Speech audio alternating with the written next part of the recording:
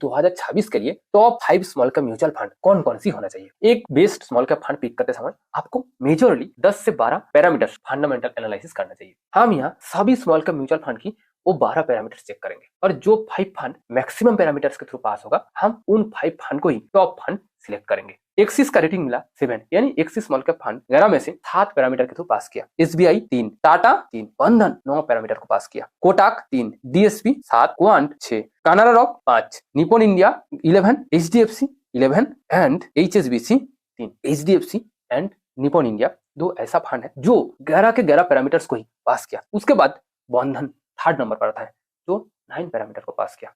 उसके बाद एक्सिस जो 7 पैरामीटर को पास किया। बट एक्सिस का एक दिक्कत है एक्सिस में, जिसका रिसेंट जो रिटर्न परफॉर्मेंस वो बहुत ही लो है, लेकिन बंधन का रिसेंट यानी डाउनफॉल मार्केट में परफॉर्मेंस एक्सिस की तुलना में बहुत ही अच्छा है। बट यहाँ 5th नंबर पर 2 फंड आता है। एक का जो DSP जो 7 पैरामीटर को पास किया, बट DSP का जो CAGR यानी रिटर्न परफॉर्मेंस बहुत ही लो है। लेकिन क्वांट 1 पैरामीटर DSP से कम है, लेकिन जो सबसे इंपॉर्टेंट है क्वांट का जो रिटर्न परफॉर्मेंस वो बहुत ही अच्छा है। यानी quant last 3 year 5 year and 10 year में CAGR रिटर्न वो DSP की तुलना में बहुत ही हाई है, आउट परफॉर्म किया। इसलिए मेरा मानना है कि DSP भले ही बाकी सारे फंडामेंटल DSP का अच्छा है, लेकिन कहीं ना कहीं इसका रिटर्न बहुत ही अंडर परफॉर्म है। इसलिए मैंने क्वांट को 5th पोजीशन में रखा। इसलिए मेरे हिसाब से 2026 के लिए 5 फंड्स, नंबर 1 HDFC जो मैंने पिछले साल भी कहा था, Nippon 2nd Nippon India, 3rd जो आता है वो है बंधन, 4th axis and 5th quant. But यहाँ मैं आपको एक डिस्क्लेमर देना चाहता हूँ कि ये आपके लिए ये 5 फंड आपके लिए किसी भी तरह का कोई रिकमेंडेशन नहीं है,